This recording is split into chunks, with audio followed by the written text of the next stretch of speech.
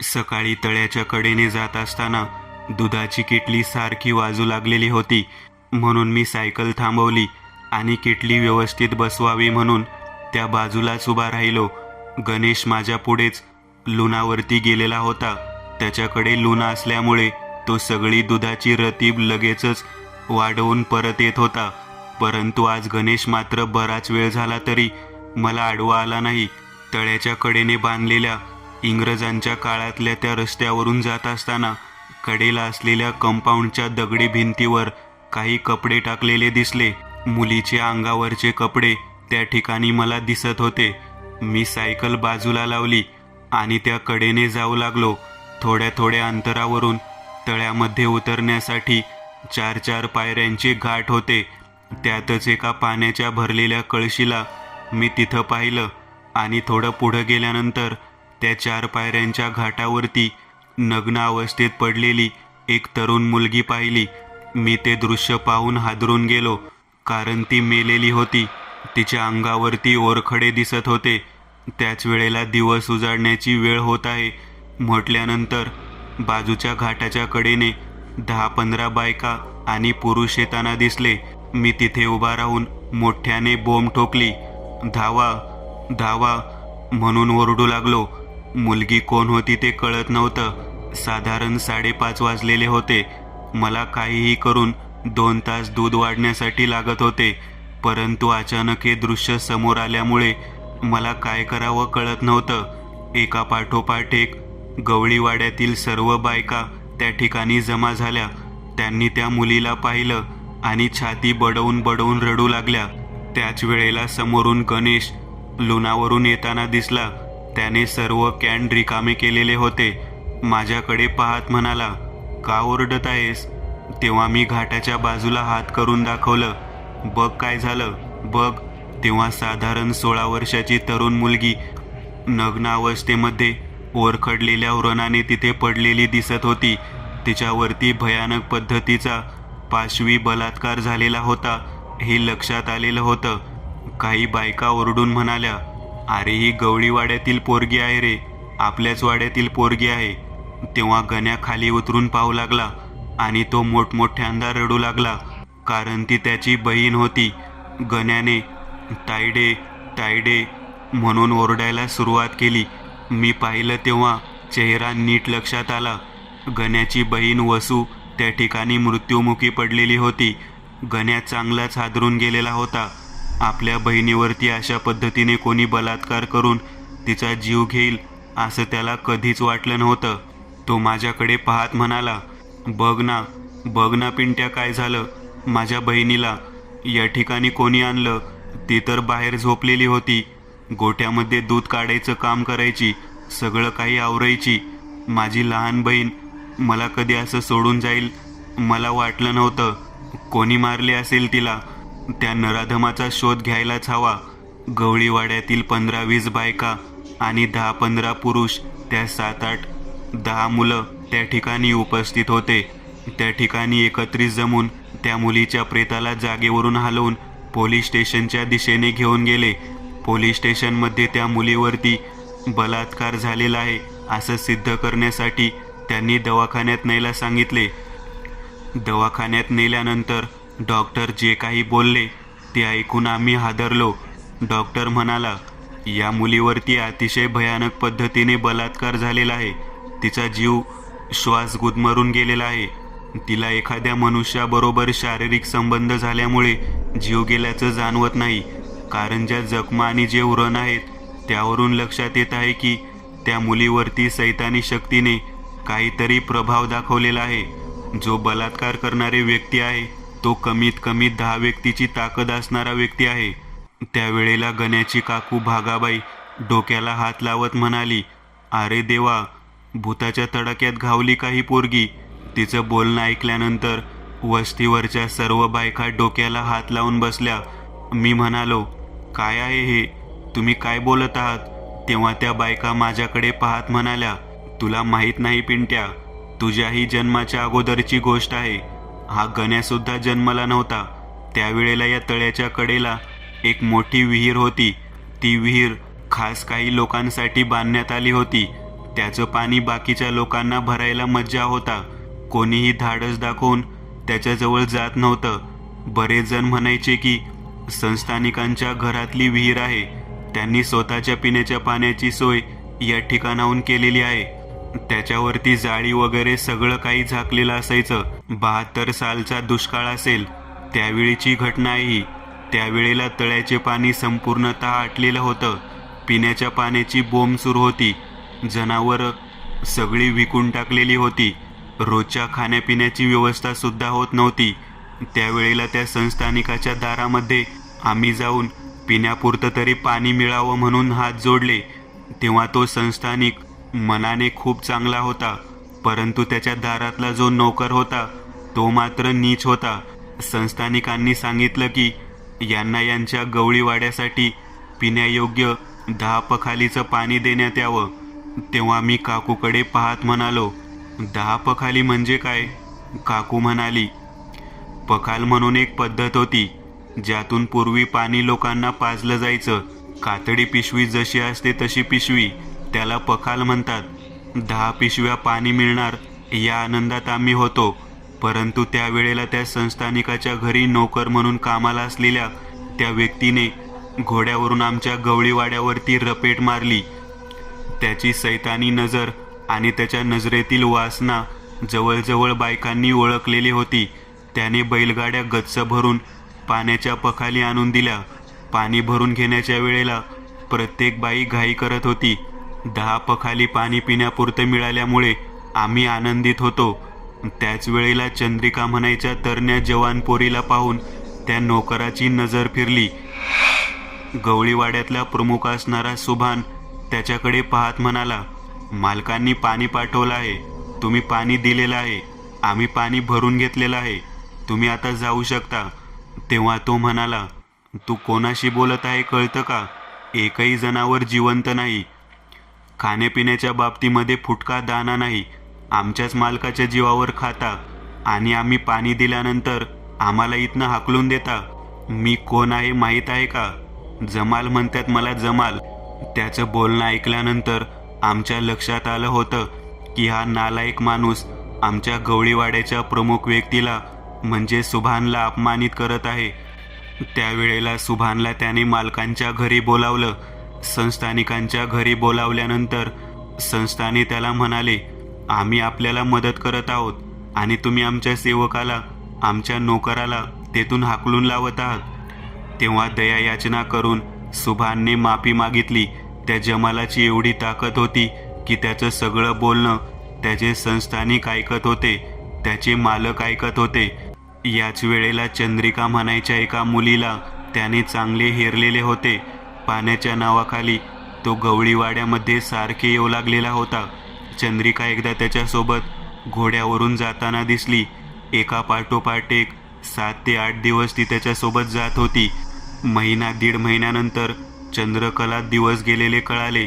तेव्हा गवळीवाड्यातील प्रमुख असलेल्या सुभानला ती गोष्ट पटली नाही आणि त्याने जी विहीर कधीच उघडली जात नाही त्या विहिरीजवळच्या 4-5 गवळीवाड्यातील मुलं घेऊन दबा धरून त्या जमालचा काटा काढायचं ठरवलं. त्याला मारून त्यांनी विहिरीच्या कडेला असलेल्या मोठ्या झाडाच्या बाजूला खड्डा खंदून त्यातच पुरलं. जशी वेळ मिळेल तशी गवळीवाड्यातील लोकांनी त्या ठिकाणी त्याची समाधी बांधून टाकली. त्यानंतर काही दिवसांनी चंद्रिकाचा गर्भपात करण्यात आला. परंतु 1 वर्षानंतर चंद्रिका हिला त्याच कठड्याच्या बाजूला म्हणजे आज ज्या ठिकाणी तळ्याच्या बांधीव 4 पायऱ्यावरती गण्याच्या बहिणीला मेलेलं पाहिलं, तिथंच तशाच अवस्थेत आम्ही पाहिलं होतं. तेव्हा वाड्यातील देवऋषींनी सांगितलं होतं की जमाल हा मेलेला नाही, त्याचा आत्मा भटकत आहे आणि तो खवीस झालेला आहे. भागाबाईकडून ही गोष्ट ऐकल्यानंतर मी हादरून गेलो. गण्या माझ्याकडे पाहत म्हणाला, सैतानी शक्ती माझ्या बहिणीला का त्रास देईल? मी काय केलं आहे? माझ्या बहिणीने काय केलं आहे? आणि आपल्या वाड्यातील लोकांनी तरी काय केलं आहे? तेव्हा गवळीवाड्यातील भागाबाई गण्याकडे पाहत म्हणाली, लेकरा, आपण गवळीवाड्यात राहतो, हीच सगळ्यात मोठी आपली चूक आहे. तुम्ही सगळेजण सुभानरावाचे वंशज आहात. सुभान तुमच्या घरातील मोठा व्यक्ती, त्यानेच तर त्याचा घात करून त्याला संपवलेलं होतं. मला माहीत नाही की एवढ्या वर्षानंतर या ठिकाणी अशी सैतानी शक्ती परत जागृत कशी काय झाली. भागाबाईचं बोलणं ऐकल्यानंतर गण्या माझ्याकडे पाहत म्हणाला, जे काही घडलं आहे ते खूप भयानक आहे. आता पिंटू, आपल्याला काहीतरी करायला हवं. त्यावेळेला मी म्हणालो, जिवंत व्यक्तीशी लढता येतं हा जो काही खवीस म्हणायचा प्रकार आहे मी आयुष्यामध्ये पहिल्यांदा ऐकत आहे. त्याच्यासोबत आपण लढायचं कसं? मला तर आठवत नाही की आतापर्यंत कधी मी हा प्रकार ऐकला नाही. तरुण मुलींना स्वतःच्या वासनेसाठी त्रास देणाऱ्या त्या सैतानाला शांत करण्यासाठी काहीतरी उपाय करावाच लागेल. मी, गण्या, आमच्यासोबत गवळीवाड्यातील 3 ते 4 मुलं या कामासाठी तयार झाले होते. परंतु भागाबाई म्हणून जी काकू होती तिने सांगितलं की पुरुष लोकांचा काहीच उपयोग नाही या ठिकाणी. कमीत कमी 2 ते 3 मुली या कामासाठी लागतील. मला माहीत आहे यावरती उपाय सांगणारा एक व्यक्ती आहे. तो व्यक्ती आपल्याला भेटणं गरजेचं आहे. टेकडीवरच्या मंदिराच्या कडेला तो चिलीम ओढत बसलेला असतो. संध्याकाळनंतर सापडेल तो त्या ठिकाणी. पोरीचं सगळं काही आटोपून झाल्यानंतर आपण त्या ठिकाणी जाऊ. संध्याकाळी त्या ठिकाणी जायचं ठरलेलं होतं. पोरीचं सगळं काही आटोपून झाल्यानंतर आम्ही संध्याकाळी त्या ठिकाणी टेकडीवरती गेलो. टेकडीच्या बाजूला झाडाखाली बसून तो व्यक्ती चिलीम ओढत होता. त्याने आमच्याकडे पाहिल्यानंतर तिथेच थांबायला सांगितलं. स्वतःजवळ यायचं नाही असं अगोदरच सांगितलं. तेव्हा आम्ही म्हणालो, काय कारण आहे बाबा? तेव्हा तो म्हणाला, सगळेजण सुतकामध्ये आहात. आजच पोरगी मेली. तिचे नातेवाईक तुम्ही सगळे आणि या पवित्र असलेल्या धुनीच्या ठिकाणी येऊन माझी जागा बाटवू नका. आम्ही लांबच थांबलो. भागाबाईकडे पाहत तो व्यक्ती म्हणाला, तुला तर माहीत आहे खवीस कोण आहे, त्याला काय हवं आहे आणि तो इतक्या वर्षानंतर का जागृत झाला आहे. सगळं काही तुला माहीत आहे. मग इथं कशाला आली आहेस माझ्याकडे? त्याचं हे बोलणं ऐकल्यानंतर भागाबाई म्हणाली, मला आठवत नाही तो जागृत कसा काय झाला ते. तेव्हा तो व्यक्ती म्हणाला, कोणीतरी त्या कठड्यावरती नको ते कृत्य केलं आहे. तरुण रक्ताची चटक त्याच्या जिभेला लागली आहे. त्यावेळेला त्या कठड्यावरती कोणी काय घाणेरडे कृत्य केलं हे भागाबाई विचारू लागली. कोणी जग मारली होती त्या ठिकाणी सांगा. कोणी तिथे काशी केली होती म्हणून तो जागृत झाला. तेव्हा मला काहीच कळेना. तेव्हा आम्ही भागाबाईला म्हणालो, तुला काय म्हणायचं आहे काकू? तेव्हा काकू म्हणाली, अरे त्या कठड्यावरती कोणीतरी स्त्री पुरुषांनी शरीर संभोग केला आहे. तो कठडा साधासुद्धा कठडा नाही, खविसाचा कठडा आहे. तो खवीस जमाल जागृत झाला आहे. तेव्हा आम्ही म्हणालो, या बाबतीत वाडीमधील कोणाला काहीच माहिती नाही. गवळीवाड्यातील लोकांना जर या बाबतीत माहिती असती तर कोण कशाला तिथे जाईल. तेव्हा तो बाबा सगळ्यांकडे पाहत म्हणाला, ज्याने कोणी लपडं केलं त्याच्याच प्रियसीचा घात झाला. ज्या तरण्या पोरीने तिथे उपभोग घेतला तिचा उपभोग त्या सैतानाने घेतला. तुमच्यापैकीच कोणीतरी पोरगा आहे ज्याने हे काम केलं आहे. बघा कोण सापडते का.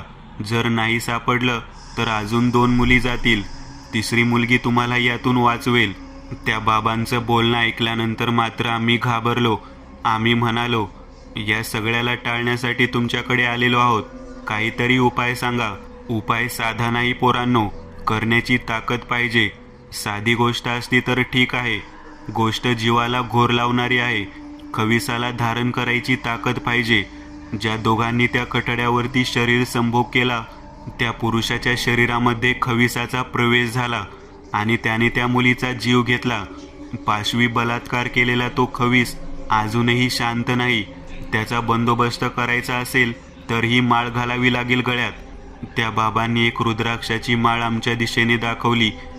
3 दिवस झाल्यानंतर पोरीचं सुतक संपल्यानंतर या ठिकाणी या.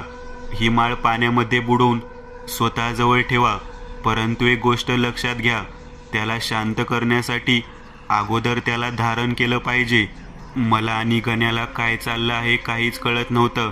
गण्या रडत होता. तो त्या बाबाकडे पाहत म्हणाला, म्हणजे नेमकं काय म्हणायचं आहे तुम्हाला? याला शांत करण्यासाठी अगोदर धारण केलं पाहिजे म्हणजे? तेव्हा तो बाबा भागाबाईकडे पाहत म्हणाला, तुला माहीत आहे ना मी काय सांगत आहे ते. तुझ्या या पोरांना सांग काय करायचं आहे ते. जर दम असेल तर करा म्हणाव आणि जर दम नसेल तर 2 पोरींचा जीव जाईपर्यंत वाट पहा म्हणाव. तिसरी पोरगी बरोबर बंदोबस्त करेल. आमच्या लक्षात येईना की नेमकं त्याने काय सांगितलं होतं, परंतु त्याच्या बोलण्यातून एक गोष्ट लक्षात आली होती. गण्याची बहीण वसू कोणत्या तरी मुलासोबत लफडं करून त्या कठड्यावरती निजली होती.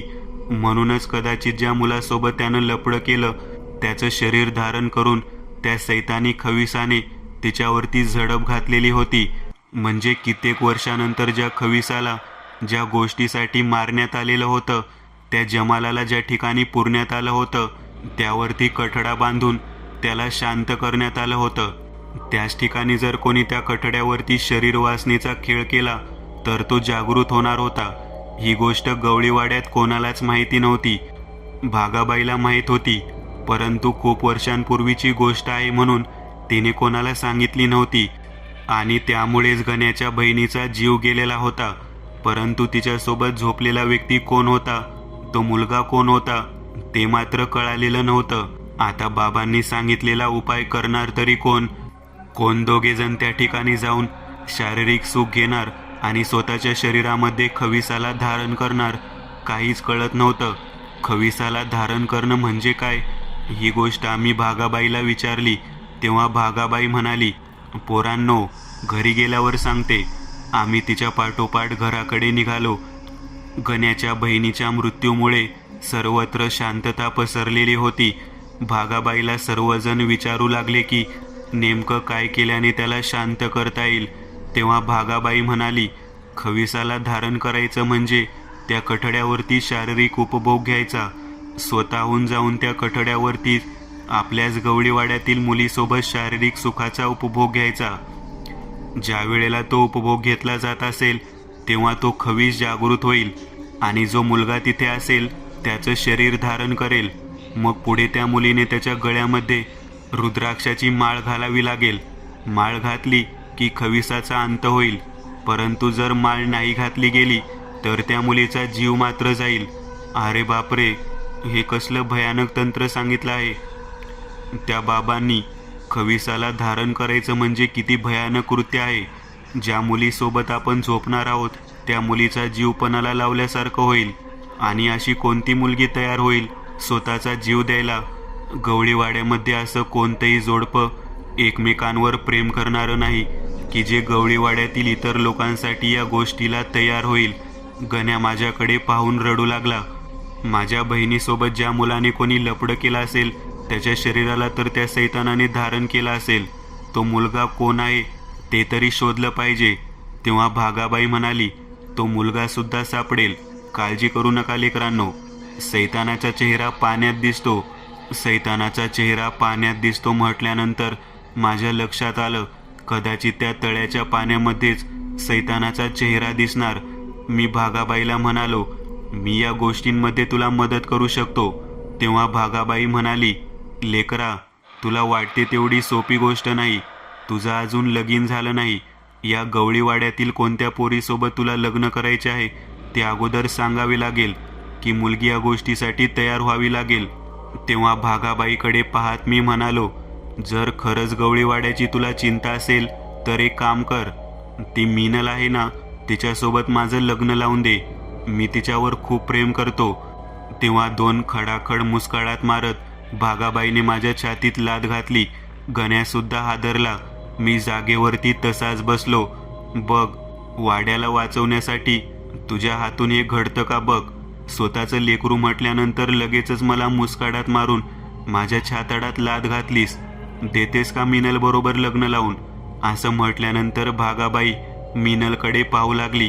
तेव्हा ती माझ्याकडे पाहत होकार दर्शवत म्हणाली, या कामाला पूर्ण करायला मी स्वतः तयार आहे. तेव्हा मात्र भागाबाई रडू लागली. पोरी, पोटचा गोळा आहेस ग तू माझ्या. जर काही चुकीचं झालं तर भयानक यातनेने जीव जाईल बघ तुझा. ज्याच्यावर प्रेम करतेस त्याचे शरीरच तुझ्यासाठी काळ होऊन जाईल. त्याच्या शरीरात त्या खविसाचा आत्मा शिरल्यानंतर तुला उपभोगत असताना तो जिवंत सोडणार नाही. तेव्हा मी भागाबाईकडे पाहत म्हणालो, तसंही तू म्हणत आहेस की तो जागृत झाला आहे म्हणून काही ठराविक काळानंतर, ठराविक वेळानंतर तो एकेका मुलीला असंच मारणार म्हणून सांगत आहेस तू. मग स्वतःहून त्याला मारण्यासाठी धारण जर केलं तर काय फरक पडणार आहे मग? मग भागाबाई विचार करू लागली. बाळ्या, तानू, महेश या सर्व पोरांकडे पाहत भागाबाई म्हणाली, पोरांनो, पहा, एक पोरग स्वतःहून स्वतःचा जीव देण्यासाठी तयार झाला आहे. स्वतःच्या मुलीवरती प्रेम करतो. त्या मुलीला या खविसाच्या झडपेमध्ये अडकवायला चाललेला आहे आणि या सगळ्या वाड्याला वाचवण्यासाठी प्रयत्न करू लागला आहे. ज्याने कोणी त्या कठड्यावरती त्या गण्याच्या बहिणीबरोबर संभोग केला असेल त्याने लक्षात ठेवावं.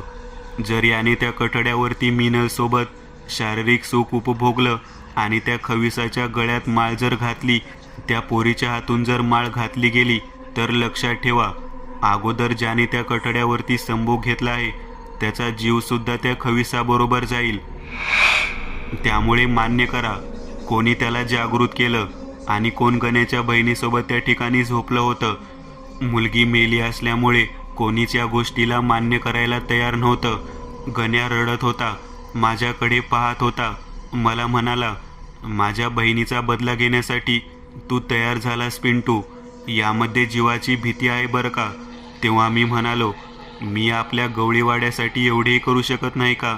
आपण असंच एक एक मुली मरत असलेलं पाहायचं का? तेव्हा सर्वांनी होकार दर्शवत माझ्या आणि मिनलच्या लग्नाला सहमती दर्शवली. आम्ही 3 दिवस झाल्यानंतर आंघोळ वगैरे करून टेकडीवरच्या त्या बाबाकडे गेलो.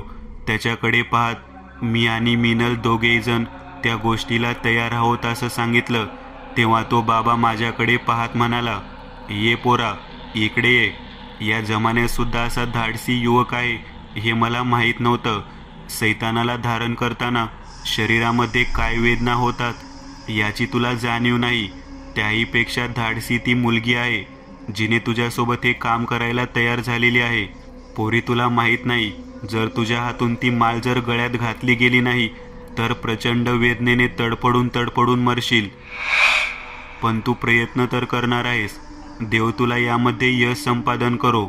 जावा, तुमच्या दोघांच्या मनामध्ये इतर व्यक्तींना वाचवण्याची खूप मोठी भावना आहे. केवळ या भावनेमुळेच तुम्ही दोघे जण या कार्यात यशस्वी होताल. त्या बाबाने मिनलच्या हातामध्ये ती रुद्राक्षाची माळ दिली. ती एका पिशवीमध्ये बांधून घेत तिच्यासोबत थोडासा महादेवाची विभूतीसुद्धा दिली. आम्ही त्या ठिकाणाहून त्या खविसाला जागृत करण्याच्या दृष्टिकोनातून जे कार्य करायचे होते ते कार्य करण्यासाठी तेथून निघालो. जाता जाता त्या बाबांकडे पाहत मी म्हणालो, बाबा, ज्याने कोणी गण्याच्या बहिणीसोबत शारीरिक सुख घेतलं आहे त्या मुलाचा मृत्यू होईल म्हणून सांगितलं आहे. ही माळ घातल्यानंतर तो सुद्धा मरेल म्हणून सांगितलं आहे.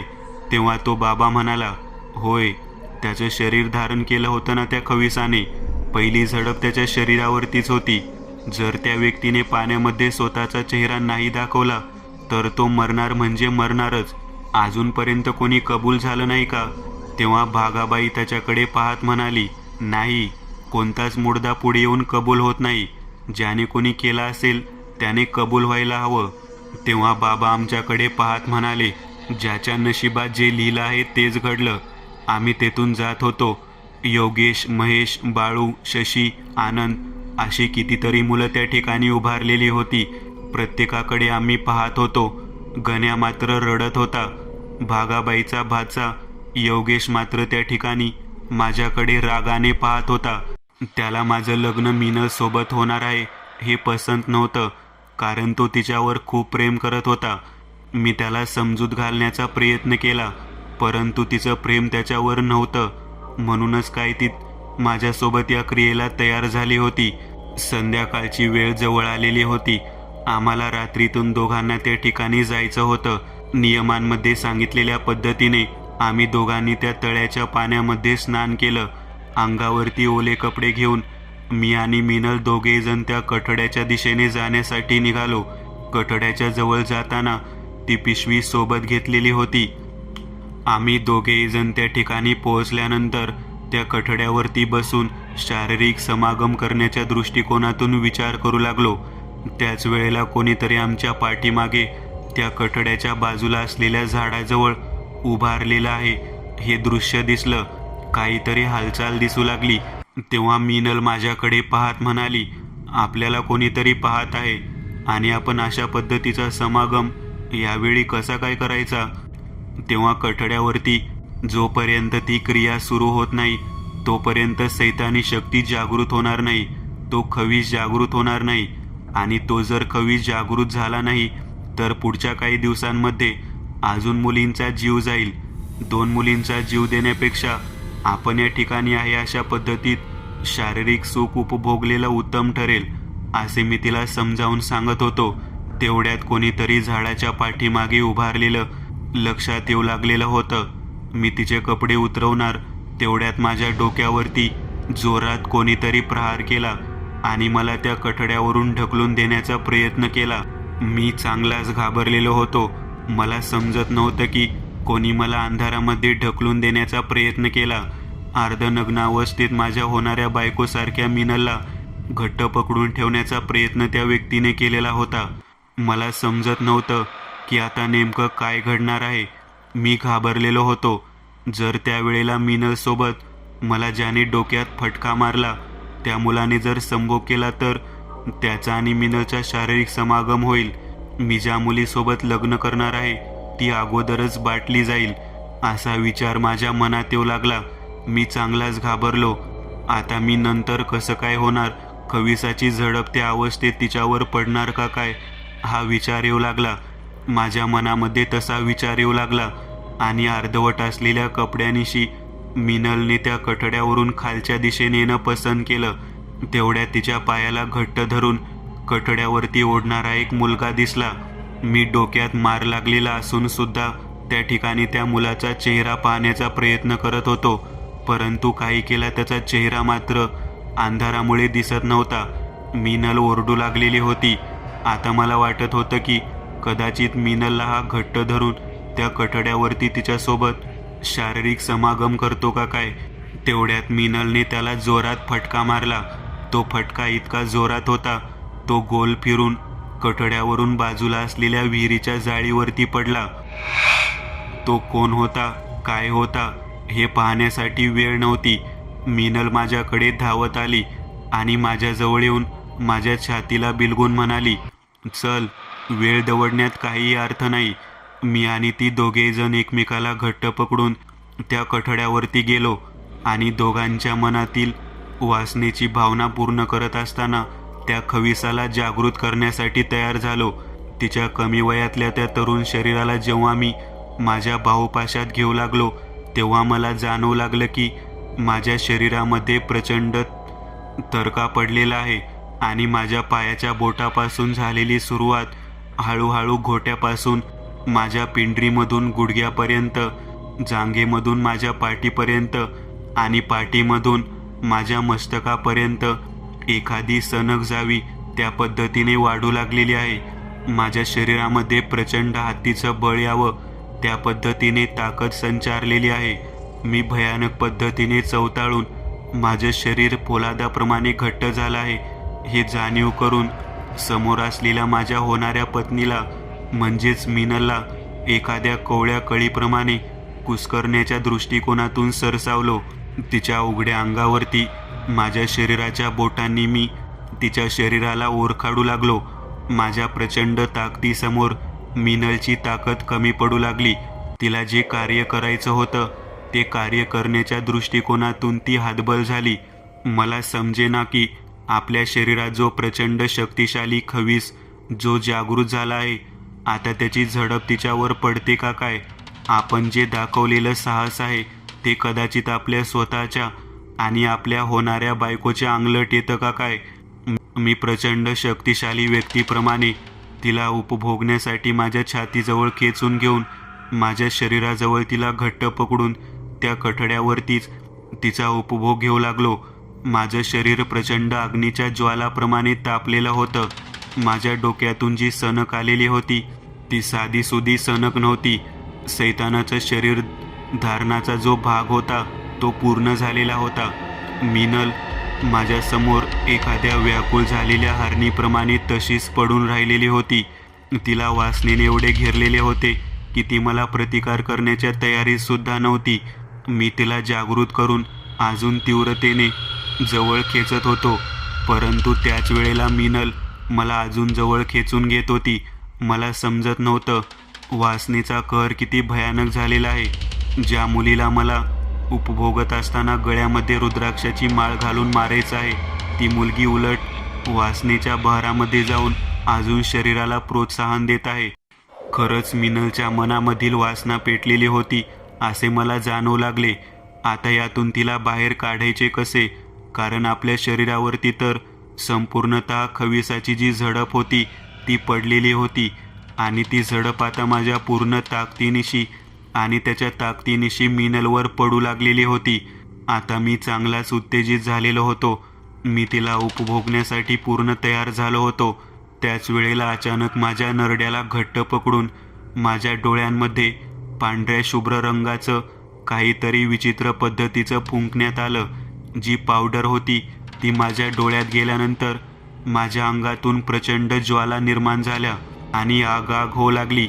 माझ्या शरीराला आग लागावी त्या पद्धतीने ती आग होती आणि त्याच वेळेला माझं डोकं जागेवरती आपटवून त्या कठड्यावर आपटवून डोकं बधीर करून टाकलेलं होतं. माझ्या डोळ्याला काही दिसत नव्हतं.